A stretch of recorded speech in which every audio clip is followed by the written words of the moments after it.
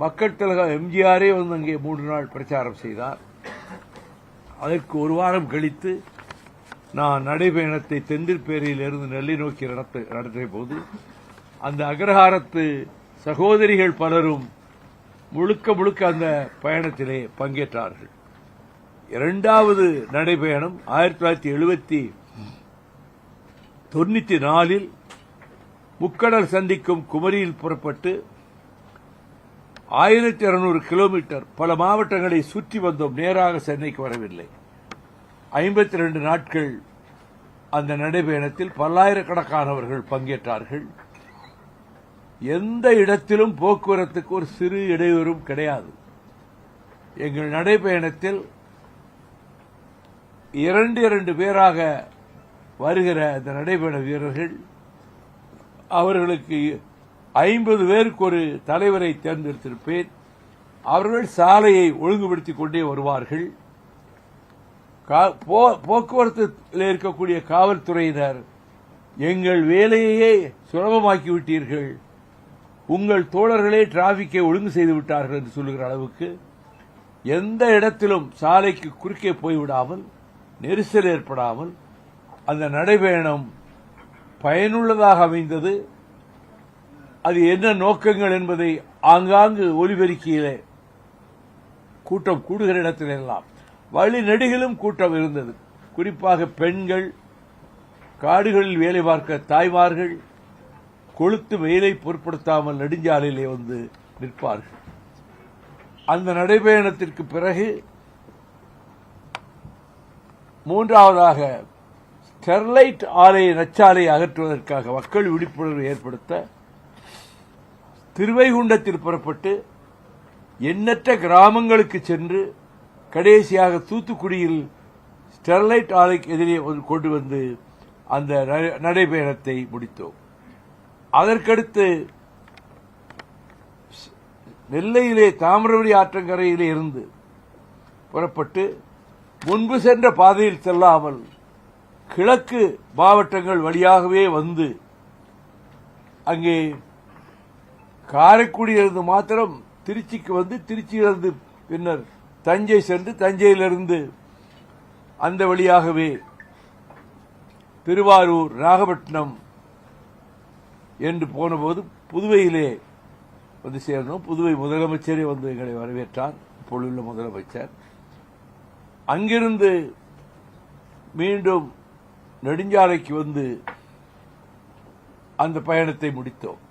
முதல் நடைபயணத்தில் உளுந்தூர்பேட்டையில் அதிமுகவினர் எங்கள் சுவரொட்டிகளை கிழித்து விட்டார்கள் என்று ஏற்பட்ட தகராறில் மோதல் ஏற்பட்டு இப்பொழுது இருக்கிற மாவட்ட செயலாளர் ஜெய்சங்கர் அவர்களும் அவர் தம்பி அவரோடு இருப்பவர்கள் அடித்து விரட்டினார்கள். அவர்களை உடனே காவல்துறை கைது செய்து உள்ளே போட்டது. நான் நடைபயணத்தை நிறுத்தவில்லை. அதே உளுந்தூர்பேட்டையில் வந்து முதலமைச்சரை கடுமையாக விமர்சனம் செய்து நான் அதிலே பேசினேன். அந்த நடைபயணம் மிக பயனுள்ளதாக முதல் நடைபயணம் அமைந்து அதை போலத்தான் திருவைகுண்டம் தூத்துக்குடி நடைபயணம்.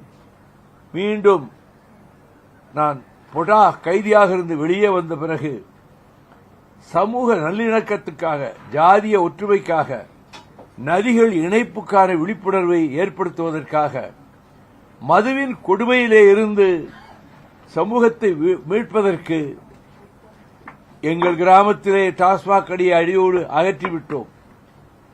அதை தொலைக்காட்சிகளில் பத்திரிகைகளிலே பார்த்த தாய்மார்கள் கொதிக்கும் அடுப்பகல் வெயில் நேரத்தில் கூட மணிக்கணக்காக காத்திருந்து ஆயிரக்கணக்கான பெண்கள் வழிநெடுகிலும் இந்த டாஸ்மாக் கடையை ஒழிச்சாதான் எங்க பொம்பளை பிள்ளைய பத்திரமா இருக்க முடியும், அவங்களுக்கு ஒரு பாதுகாப்பு இல்லை என்று சொன்னார்கள்.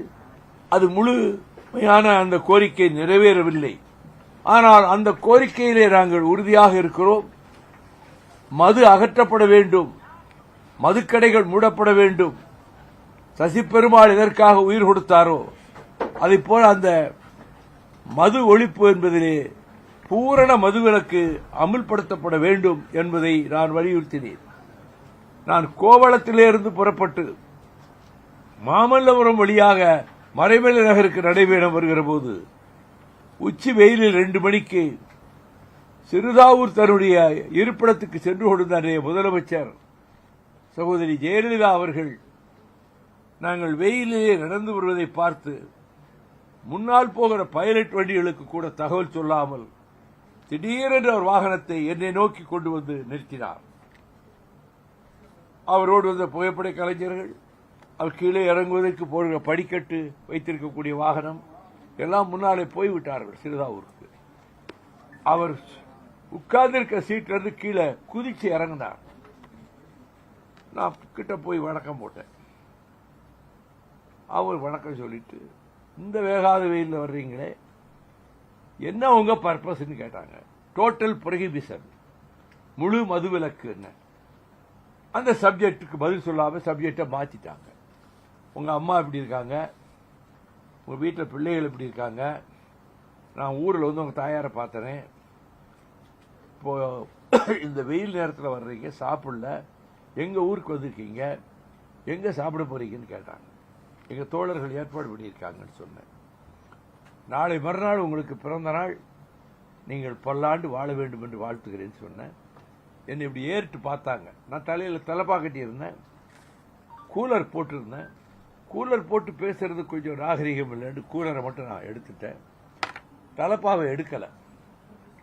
தலைப்பாவை எடுத்தா எங்க தொண்டங்கிட்ட சில பேர் எங்க தலைமையை பார்த்த உடனே தலைப்பாவே கழட்டிட்டாரேன்னு கமெண்ட் அடிப்பாங்கன்னு இதை பார்த்தாங்க. இப்படி இந்த வெயிலுக்காக தலைப்பா கட்டியிருக்கேன்னு சொன்னேன். எனக்கு வாழ்த்து சொல்லிட்டு பரப்பிட்டு போற 10வது நிமிஷம் எஸ்பி வந்துட்டாரு. சார், ஒரு போட்டோவும் எடுக்கல, ஒரு வீடியோ எடுக்கல, அம்மா ரொம்ப சத்தம் போடுறாங்க, எல்லாரும் முன்னாடி கார் எடுத்து போயிட்டாங்க, நீங்க எப்படியாவது உங்க வீடியோவையும் போட்டோவையும் கொடுக்கணும்னாங்க. எஸ்பியே வந்து கேட்டாரு. நான் உடனே அதை ஏற்பாடு பண்ணி கொடுத்தேன். அந்த நடைபயணத்துக்கு பிறகு இதற்கு மத்தியில் 96 தேர்தல் முடிந்தவுடன் நாங்கள் படுதோல்வியை சந்தித்தோம். ஆனால் 6வது நாள் காவிரிப்பூம்பட்டினத்திலிருந்து கல்லணை வரையிலும் மேட்டூருக்கு தண்ணீர் திறந்து விடப்பட வேண்டும் என்பதை கோரிக்கையாக வலியுறுத்தி பல்லாயிரக்கணக்கானவர்கள் தோளில் மண்வெட்டியோடு கல்லணை வரை நடந்து வந்தோம். அது அடுத்த நடைபயணம். அதற்கு பிறகு பென்னிக்கு கட்டிய முல்லைப்பெரியாறு அணையை கேரளம் உடைக்க முற்படுகிற கொடுமையை தடுப்பதற்காக 678 ஊர்களுக்கு நானும் 5 மாவட்ட விவசாயிகள் சங்க தலைவர் கம்பம் அப்பாஸ் அவர்களும் ஊர் ஊராக சென்று எங்கேயும் அரசியல் பேசாமல் இந்த பென்னிக்கு அணையை பாதுகாத்தால்தான் கிட்டத்தட்ட லட்சக்கணக்கான ஏக்கர் பாசனம் பாழாகாமல் இருக்கும், மதுரைக்கே குடிநீர் கிடைக்காது இந்த அணையை உடைத்து விட்டார் என்று சொல்லி மதுரையில் மட்டும் 4 உண்ணாநிலை போராட்டம் நடத்திய நான் மதுரையிலிருந்து நடைபயணமாக நான் அங்கே கூடலூர் வரை செல்லுகிற போது மதுரை மாநகரத்து வீதிகளில் எந்நாளும் பார்க்காத கூட்டம், தாய்மார்கள், பெரியோர்கள் எல்லாம் கட்சி வித்தியாசமின்றி வந்து வரவேற்றார்கள். அங்காங்க எனக்கு மாலைகள் சூட்டினார்கள், என்னை பாராட்டி ஊக்கப்படுத்தினார்கள். அதற்கு பிறகு 7வது நடைபயணமாக கடலோர கிராமமாகிய உவரியில் புறப்பட்டு கால்டுவல் கண்ணுறங்கும் இடையன்குடி வழியாக சாத்தான்குளம் வழியாக திரும்ப மதுரை வந்து இன்னும் பல ஊர்களுக்கு சென்றுவிட்டு கிட்டத்தட்ட 500 கிலோமீட்டர் நடந்து மதுரை மாநகரில் புதூர் பூமிநாதன் ஏற்பாட்டிலே இந்த சிறப்பான நிறைவு பொதுக்கூட்டம் நடைபெற்றது. அது உவரி டு மதுரை. அதற்கடுத்து கோவளத்திலிருந்து புறப்பட்டு பல ஊர்கள் வழியாக மறைமலை நகரிலே வந்து அந்த நடைபயணத்தை நிறுத்தினோம். அதன் பின்னர் பொள்ளாச்சியில் புறப்பட்டு சுற்று கிராமங்கள் எல்லா ஊர்களுக்கும் போய்விட்டு ஈரோட்டிலே வந்து குமாரபாளையம் பகலிலே வந்து ஈரோட்டிலே நாங்கள் எங்களுடைய நடைபயண மது ஒழிப்பு நடைபயணத்தை நிறுத்தினோம். சிறந்த பாடல்களை கவிஞர் புலமைப்பித்தர் எழுதி கொடுத்திருந்தார். திருவனந்தபுரத்திலே நடைபெற்ற இசை போட்டியிலே முதல் பரிசு பெற்ற சகோதரி கல்பனா அந்த முதலாவது பாடல் கேட்கும் போதே கண்ணீரை வரவழைக்கும். அப்படி ஒரு 7 பாடல்கள் போட்டு வரிசையாக நான் நடைபெறும் போகிற போது இந்த பாடல்கள் முன்னால் போகிற வாகனத்திலே ஒலித்துக் கொண்டே இருக்கும். அந்த சோர்வை போக்கும். அப்படி பிடித்தமான பாடல்களைத்தான் அதிலே போடுவேன். அதிலே எனக்கு பிடித்த பாடல்கள் மன்னாதி மன்னனுடைய டைட்டில் சாங், அச்சம் என்பது மடமையடா, நாடோடி மன்னனிலே உழைப்பதிலா, இப்படி சத்தியமே லட்சியமாய் கொள்ளடா, இப்படி பாடல்களாக வரிசையாக போட்டுக்கொண்டே போகிற போது எனக்கும் சோர்வு தெரியாது. தோழர்களும் தொடர்ந்து வருவார்கள். புகைப்பிடிக்க அனுமதியே கிடையாது. புகைப்பிடிக்கிற பழக்கம் உள்ளவர்கள் அந்த பழக்கத்தை நிறுத்தாதவர்கள் தெரிந்தால் நான் அணியில் சேர்ப்பதில்லை.